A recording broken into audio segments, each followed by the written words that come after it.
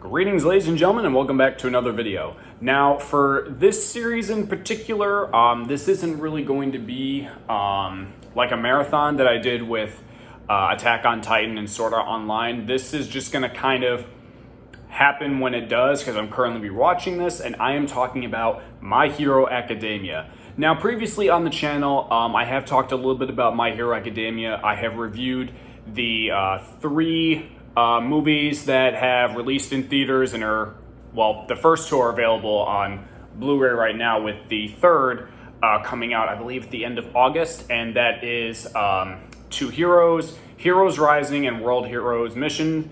I have my reviews and first reaction of those three movies on the channel if you want to know what I think about those particular films.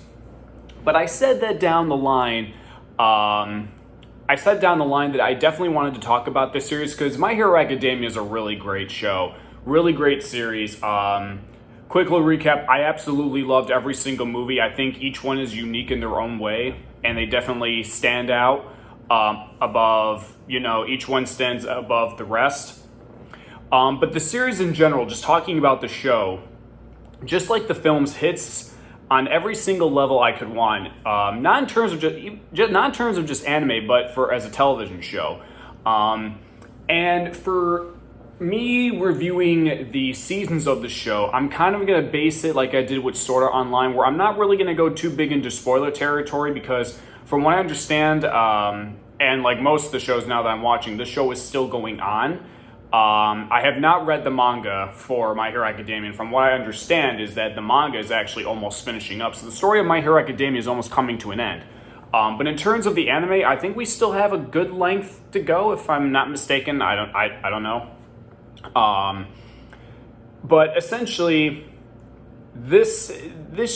I'm gonna keep the spoilers at a low. I'm not really gonna go too big into stuff because there are so many key moments in this series that are just breathtaking to see for the very first time. I absolutely love it.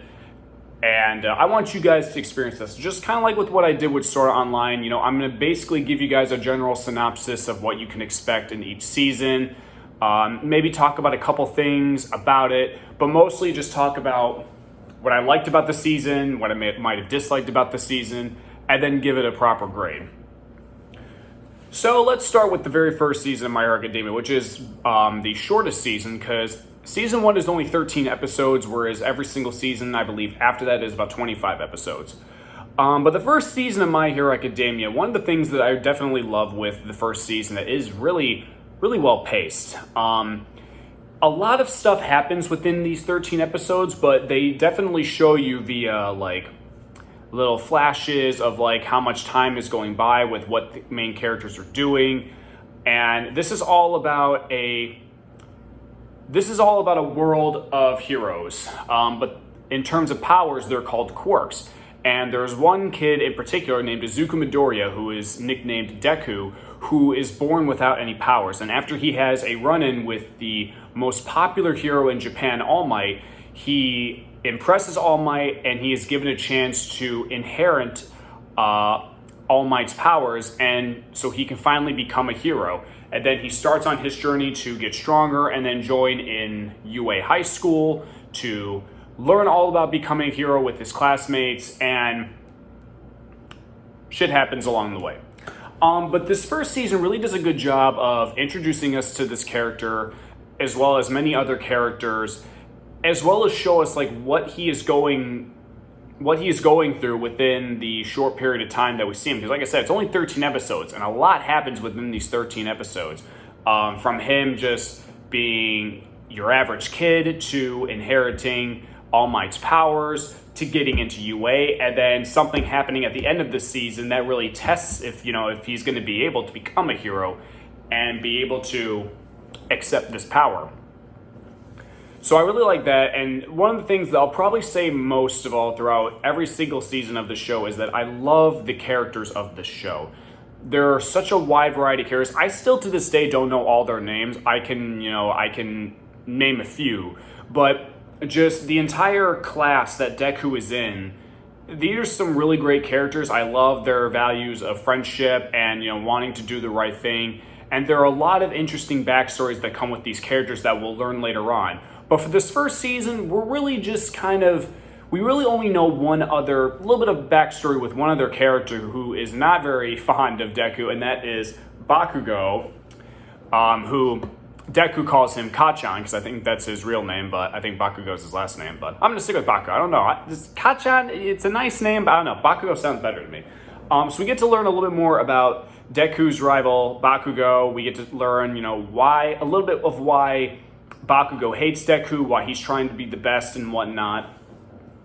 And then we get to learn a little bit more about All Might, because since Deku is inheriting his powers, we kind of need to know some information so that we understand what Deku is really getting himself into.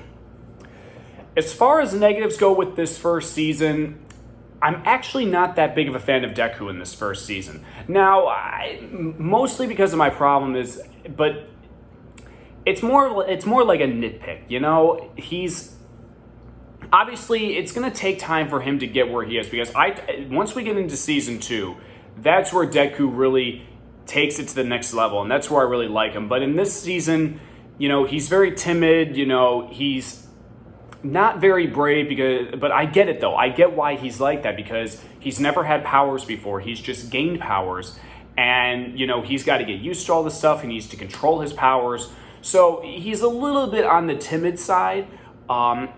But for the most part, when he needs to jump into action to save people and be there when people need help, those are probably some of my favorite moments with Deku. But other than that, he's a very funny, relatable kid. But there's just the little bit of that in this first season that, I'm just like, okay, I get it. But it just wasn't my thing. But thankfully, later, after we get to the next season, he really starts to go above and beyond and become a really, really great character. But as far as that goes, that's really my only negative with this first season. I think the season starts in a great way and ends in a way where, again, and I kind of bring this up because you never know with these shows if they're going to get a season 2. And thankfully, My Hero Academia has become so popular. We are now going on to season 6. But even then, when this season wraps up, you definitely get an idea okay, this could kind of be an ending if it only got one season. It wraps up pretty well. I like the ending, but it also gives you a teaser of what is to come. And also, our next kind of big threat for season 2, which I can't wait to talk about that, because season 2 hits a little bit different for me, and I'll explain that when we get by. But season 1 of My Hero Academia does a pretty good job of introducing us to these characters, introducing us to this world, and preparing us for the kind of show that we're going to see throughout these next couple seasons, because it is really great. The action is great. The characters have so many amazing powers. And I think it's those little moments where the characters are bonding and making friends with one another, and the teamwork and whatnot. And it only gets better with each season, because there's not really so much in this season, because we're just kind of starting to getting to know these characters. But as we move forward, we're going to start to get more with relationships and how well they work together as a team. But this is a really good start, which is why I'm going to give season 1 of My Hero Academia just an A. Not an A- or an A+, just a solid A. It does a really great job, perfectly well paced. My little nitpick aside, this is a great introduction for this show, and it only gets better from here on out. There are a little bit of snags on the way, but we'll discuss those when we get into later videos. So yeah, season 1 of My Hero Academia gets an A. Now, like I said, this isn't going to be a marathon like with Sword Art Online and Attack on Titan, because I'm currently rewatching the series to get ready for the newest season. So these videos are only going to come out when I have just finished rewatching a season. So I'm probably going to start rewatching season 2 pretty soon. And then whenever I finish rewatching season 2, I will do another video for it. So this isn't a marathon, but just to let you guys know, there might be a couple times where a My Hero Academia video may show up. So that's how that's going. But in terms, again, of movie news, the next movie I will be seeing, giving a first reaction to, will be Thor: Love and Thunder. Ooh, we're about 2 weeks away, guys. 2 weeks away, and I'm very excited for that. Thank you guys so much for watching, and I'll see you guys next time in the My Hero Academia series for season 2. See you guys next time.